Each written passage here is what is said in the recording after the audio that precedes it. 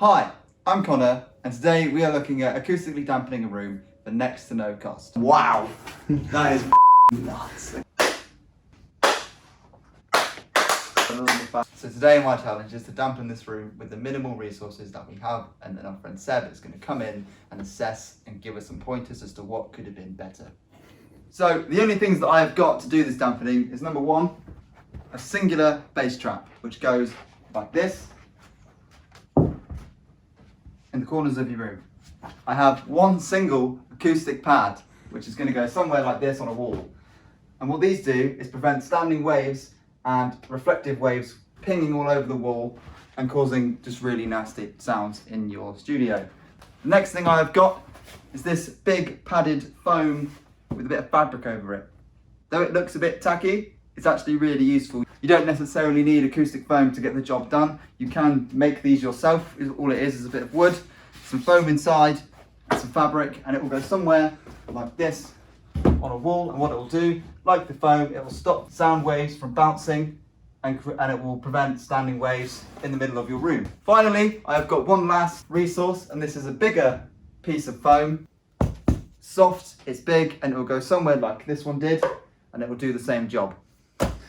For those that really need to innovate, there is of course a universal resource in most houses, and that is a sofa cushion or a bed cushion or anything. You can even use a duvet, a blanket, or a big towel. Maybe not a towel, it's a bit too thin, isn't it really? The first thing that I'm going to do is the clap test. The clap test allows me to see where the reflections are in the room. That is called flutter echo. It's a horrible sound, and if you have it, my heart is really with you. First, I'm going to put a panel behind the computer. You need something behind the monitors to stop those reflections from bouncing off the wall and tampering with your stereo and depth. Cool, I'm going to do this. So, an alternative to one of these panels is a mattress, but if you would like to keep it up away from your desk, you don't really have much choice other than to nail it into the wall, something that I've actually done, and it fell off. So we do look at this here. That's still horrible. One advantage of this room is that it's got a carpet, although it's pretty hard.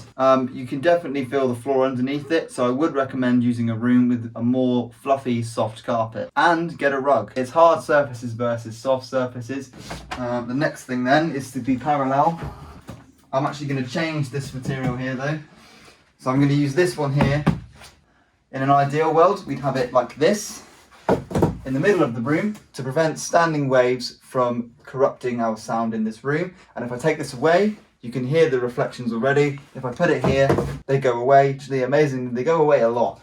If it does make a difference, just rest that on stuff. I'm also going to put this more singular panel on top of this, just to give this acoustic treatment a little bit more height, because again, ideally this one would be up here in the middle, but it's not because we can't stick it to the wall. So because we have a door right there, we're going to leave this side of the room until last, because the door does break the sound up ever so slightly because it's not a smooth surface, although it is all reflective surfaces. I'm going to deal with this wall, which is all the same material through and through, and I'm also going to use those drawers. Yes. Cool. So if you come down here where the reflective surfaces are in their prime, it sounds a lot better than when you do it up here. That's because we've eliminated the waves that were pouncing around the room down there compared to what we've done up there. The next thing, one final thing I guess, would be this final pad.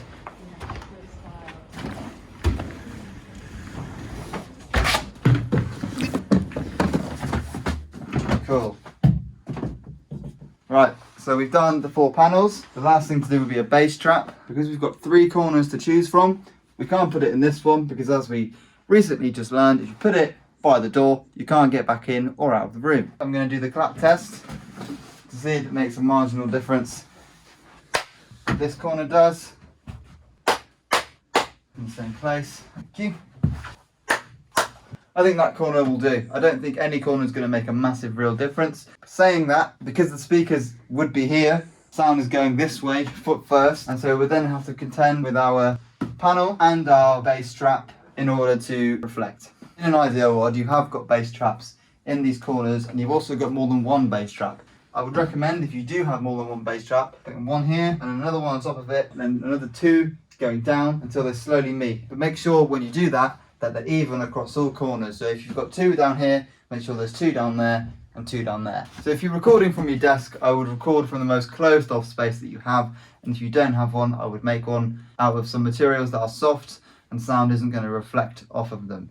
One great example of this is a wardrobe. If you have a wardrobe that you can stand in, I would record in that rather than a big expanse of a room, and keep clothes inside it from either side so that the sound has minimal places where it can reflect. So again, I'm going to do the clap test from every point that I can just to see how the sound is bouncing around the room. Hopefully now I've treated this room to a decent extent so that sound is not going to give us much trouble. First, I'll start from the middle of the room.